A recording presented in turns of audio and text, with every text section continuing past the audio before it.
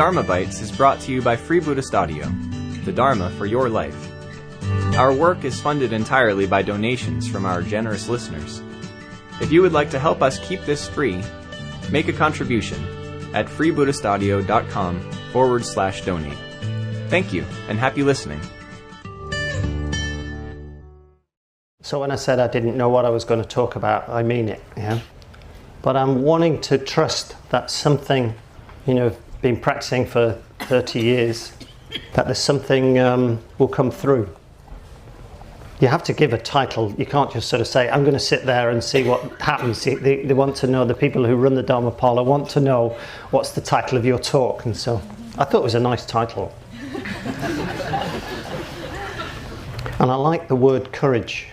And I know that the theme for the festival this year is Seeds of the Heart. Is that right? Have I got that? So I wanted something connected with heart. And courage, I believe, or I suspect, I haven't researched this, but comes from the French cœur, which means heart. So to be in the heart. I can certainly feel my heart beating at the moment. I don't know, how about you?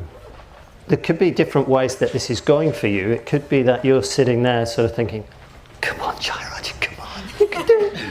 Or you're going to be thinking, oh my God, why did I sit so near the front? How do I get out of this? That's an hour of my time wasted. And then you've just heard me say an hour. Oh no. No. So I don't think I'll be quite that long. I've got a workshop starting. So, courage. So that's it. Yes, there's a connection between courage and faith. Yeah. Starting to feel a bit of relief now. That's kind of part of my mind is going, yeah, you can go down this track. Oh, yes. So faith. So in Buddhism, faith, the word faith comes as often talked about as Shraddha. Shraddha. Have you heard that word before? Shraddha. Which means placing the heart upon. Placing the heart upon. That which we place the heart upon. So what do you place the heart upon? What do we place the heart upon? We often, I think, we place the heart upon, even though we might not want to do that, upon seeking of pleasure and wanting to avoid pain. Certainly you come to the Buddhafield Festival, I don't know about you, but there's so much excitement, there's so much, whoa! Lots of friends, some people you've not seen for a year and whose names you've forgotten, and they're really pleased to see you, and so but there's an excitement, placing the heart upon pleasure and avoiding pain. That's what we human beings do.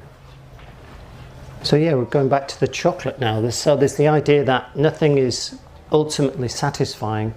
It's impermanent, it's not ultimately satisfying, and it's empty. So have you come across this list before? These three, in Buddhism they're called the three marks.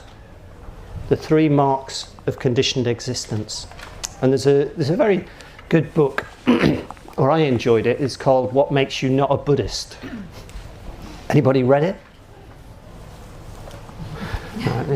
So it's What Makes You Not a Buddhist, and he's basically talking about the three marks. He's a film director, so it's quite cool. It's quite, he's quite a cool, hip take on Buddhism.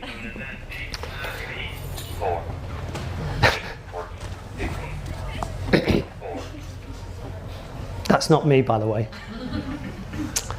So, yes, the three marks: impermanent, unsatisfactory, and empty. So it's empty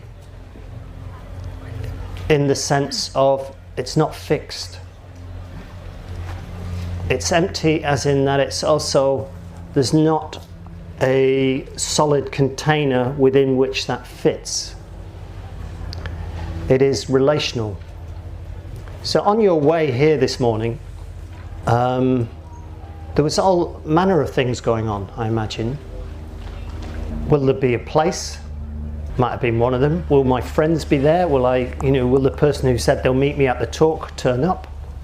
So there's all this sense in which our mind is kind of creating reality. I think that's one of the aspects of the empty nature of reality. Our mind is constantly creating our reality. And just taking that in for a second, I feel even more nervous because you're sat there looking at me and I'm thinking, oh no. I'm suddenly creating a reality where people are gobsmacked thinking, this is rubbish. Yeah? So that's the reality I can suddenly start to create.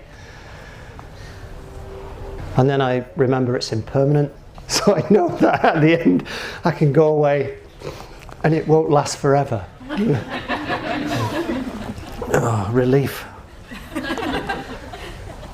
So impermanence isn't just a negative thing. It's not a negative thing. It's an aspect that illustrates the nature of reality. We hope you enjoyed today's Dharma Bite. Please help us keep this free. Make a contribution at freebuddhistaudio.com/donate. And thank you.